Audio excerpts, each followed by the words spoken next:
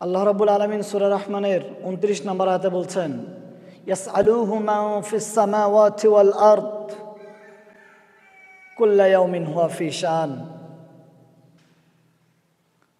আসমান জমিন নবমণ্ডল ভূমণ্ডলের যা কিছু রয়েছে সব কিছু আল্লাহর কাছে প্রার্থনা করেন।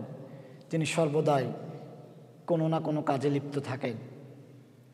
সমুদ্র যখন উতাল পাতাল শুরু করে দেয়,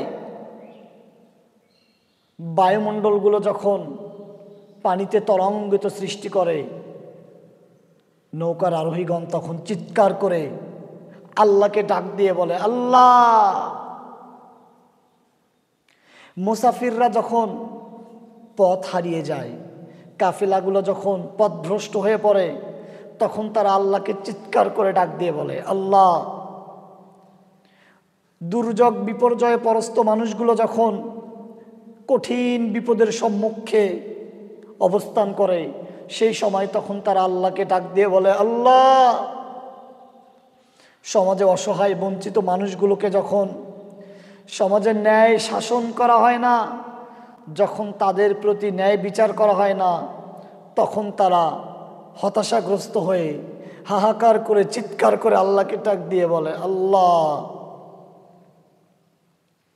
যেই মানুষগুলো দিনের পর দিন অজস্র নয়ন ঝরে, চক্ষুদয় থেকে অজস্র অশ্রু ঝরে পরিশ্রম করতে থাকে, যারা রাত দিন একাকার করে কঠিন পরিশ্রম করে কিন্তু তারপরেও সফলতার দেখা পায় না, তখন তারা আল্লাহকে চিৎকার করে ডাক দিয়ে বলে আল্লাহ।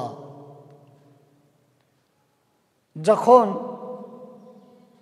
বন্যায় কবলিত এলাকার মানুষগুলো কোনো ধরনের ত্রাণ পায় না, যখন নির্যাতিত মানুষগুলো তাদের নির্বাসনের কোনো জায়গা পায় না, তখন তারা চিৎকার করে হাউমাউ করে কেঁদে আল্লাহকে ডাক দিয়ে বলে আল্লাহ।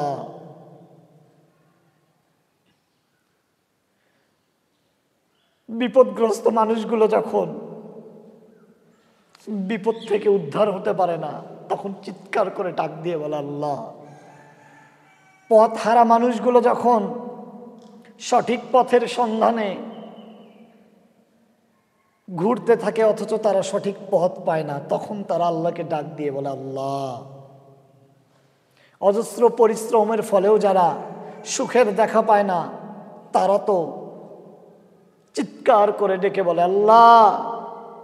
আপনি বিপদে পড়েছেন, অনেক দিন ধরে এই সুপ্রশস্ত পৃথিবীতে অসংখ্য সঠিক রাস্তা থাকা সত্ত্বেও সঠিক পথের অনুসন্ধান পাচ্ছেন না। আল্লাহ রাব্বুল আলামিনের দেওয়া হেদায়েতের অসংখ্য রাস্তা থাকা সত্ত্বেও আপনি যখন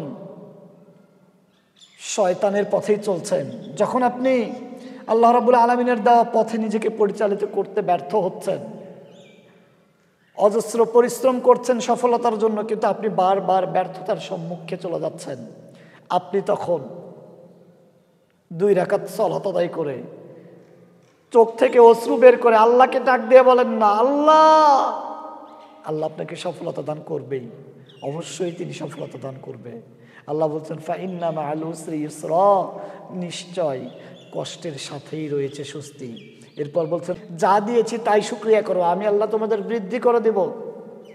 তাই আসি, আল্লাহ রাব্বুল আলামিন আমাদেরকে তার শুকরিয়া জ্ঞাপন করার তৌফিক দান করুক এবং সর্বদাই সুখে দুঃখে বিপদে আপদে, যেখানে আকাশে জমিনে প্লেনে গাড়িতে বাইকে এখানেই থাকি, সর্বদাই যেন তেনাকে ডাকার তিনি তৌফিক দান করেন।